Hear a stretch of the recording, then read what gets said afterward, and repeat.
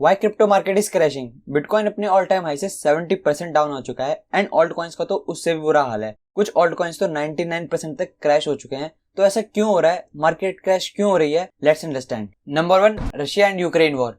Russia and Ukraine war को 100 से भी ज्यादा दिन हो चुके हैं, बट ये वॉर रुकने का नाम ही नहीं ले रही। रशिया की बात करें तो Russia biggest oil producing countries में से एक में आता है, बट यूक्रेन से वॉर के कारण वेस्टर्न कंट्रीज ने रशिया पर स्ट्रिक्ट सैंक्शन लगा रखे हैं, जिससे रशिया बाकी कंट्रीज के साथ ट्रेड नहीं कर पा रहा। इसके कारण जो ऑयल की सप्लाई है उसमें डिस्ट्रप्शन आ चुकी है, जिससे ऑयल के प्राइसेस रिकॉर्ड लेवल पर पहुंच चुके हैं। और अगर ऑयल के प्राइसेस बढ़ते हैं तो ऑटोमेटिकली बाकी चीजों के भी जो प्राइसेस हैं वो बढ़ने लगते हैं, जिसका असर सीधा हमारी पॉकेट पर पड़ता है। जिन कंट्रीज ने इस फाइनेंशियल ईयर के लिए अपना बजट बनाया था कि वो अपना पैसा इस जगह पर लगाएंगे, ऑयल के प्राइसेस बढ़ने के कारण उन कंट्रीज का बजट हिल चुका है। अब उनका पैसा ग्रोथ एंड डेवलपमेंट की जगह ऑयल को परचेज करने में जा रहा है। और यही नहीं, इसके अलावा रशिया एंड यूक्रेन दुनिया के टॉप व्हीट एक्सपोर्टर में से एक में आते हैं और ये दोनों मिलकर almost 30% of the wheat world को एक्सपोर्ट करते हैं। बट वॉर के कारण एंड रशिया पर यूएस और वेस्ट के सैंक्शन की वजह से व्हीट की सप्लाई डिसरप्ट हो चुकी है और इससे एक ग्लोबल फूड शॉर्टेज क्रिएट हो चुकी है। और व्हीट के अलावा रशिया एंड यूक्रेन कुछ की एग्रीकल्चर आइटम जैसे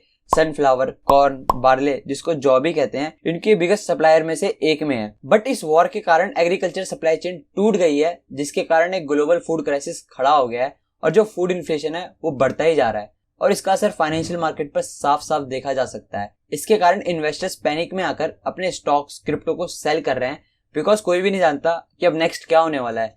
तो ऐसे में जिन्होंने भी रिस्की एसेट में अपना पैसा डाला था वो उसको वहां से निकाल रहे हैं और इमरजेंसी बेसिस पर अपने पास रख रहे हैं। Number 2, inflation. मार्केट के क्रैश होने का सेकंड सबसे बड़ा रीजन है इन्फ्लेशन, जो कि रिकॉर्ड लेवल पर बढ़ रहा है। यूएसए की ही बात करें तो वहां इन्फ्लेशन 40 ईयर के रिकॉर्ड को तोड़ चुका है और इस इन्फ्लेशन के बढ़ने का सबसे मेन कारण है मनी प्रिंटिंग, जिसे यूएसए ने लॉकडाउन में दबा के छापा है। अभी जितना भी डॉलर एग्जिस्टेंस में है उसका 80% केवल यूएस गवर्नमेंट ने 2 साल में छापा है और अब इसके कॉन्सिक्वेंसेस बढ़ते हुए इन्फ्लेशन के रूप में देखने को मिल रहे हैं। इन्फ्लेशन के बढ़ने से स्टॉक मार्केट क्रैश हो रहे हैं एंड S&P 500 की ही बात करें तो अपने ऑल टाइम हाई से 25% नीचे आ चुका है। और पिछले कुछ सालों से क्रिप्टो मार्केट स्टॉक मार्केट को फॉलो कर रही है, जिसके कारण जो भी मोमेंटम स्टॉक मार्केट में होता है उसका असर क्रिप्टो मार्केट पर भी देखने को मिलता है।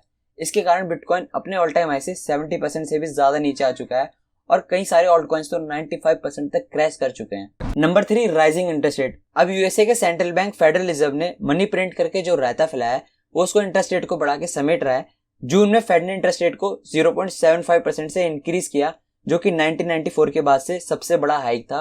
और जैसे ही फेड ने इसकी अनाउंसमेंट की, मार्केट अचानक से टैंक कर गया। अगर आप सोच रहे हैं इंटरेस्ट रेट के बढ़ने से स्टॉक मार्केट कैसे क्रैश हो सकती है, तो उसका सिंपल सा आंसर है फेडरल फंड रेट। इन्फ्लेशन या डिफ्लेशन को कंट्रोल करने के लिए federal reserve federal fund rate का यूज करती है। इस फंड रेट से banks, other institution and banks को ओवरनाइट लोन देते हैं और इसी फंड रेट का यूज करके फेड ओपन मार्केट में securities like treasury bond and bill को बाय एंड सेल करती है। तो अगर फेड सिक्योरिटीज को परचेज करती है तो इससे मनी सप्लाई इंक्रीज होती है और अगर फेड सिक्योरिटी को सेल करती है तो मार्केट में जो लिक्विडिटी है उसको सक कर लेती है, जिससे इकोनॉमी में स्लो डाउन आ जाता है। अगर इसको और इजी लैंग्वेज में समझे तो फेड जब सिक्योरिटी को परचेज करती है तो इससे बैंक के पास लिक्विडिटी आ जाती है, जिससे वो आगे कंज्यूमर या बिजनेसेस को कम इंटरेस्ट रेट पे लोन दे पाते हैं, जिससे कंज्यूमर स्पेंडिंग इंक्रीज हो जाती है एंड बिजनेसेस बोरो करके एक्सपेंड कर सकते हैं। बट जब फेड सिक्योरिटी सेल करती है तो इससे वो बैंक से लिक्विडिटी छीन लेती है, जिससे बैंक को आगे लोन देने में प्रॉब्लम आती है और वो लोन पर ज्यादा इंटरेस्ट रेट चार्ज करने लगते हैं, जिससे कंज्यूमर लोन नहीं लेता बिकॉज अब उसको ज्यादा इंटरेस्ट रेट पे करना पड़ेगा। एंड सिमिलरली बिजनेसेस को भी लोन लेने में प्रॉब्लम आती है, जिससे उनकी ग्रोथ हैम्पर होती है एंड इससे ओवरऑल इकोनॉमी में स्लो डाउन आ जाता है।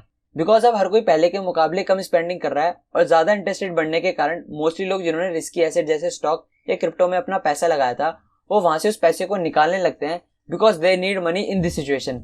ऐसे में मार्केट में लिक्विडिटी क्रंच आ जाता है और मार्केट क्रैश करने लगती है।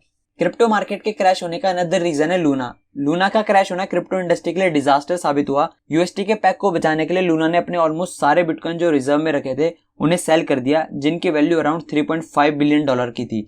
इससे यूएसटी का पैग तो बचा नहीं, बट जो अचानक से बिटकॉइन मार्केट में डंप हुए उससे बिटकॉइन में काफी ज्यादा सेल प्रेशर आया और जो मार्केट धीरे धीरे गिर रही थी वो लूना के क्रैश होने के कारण अचानक से गिर गई।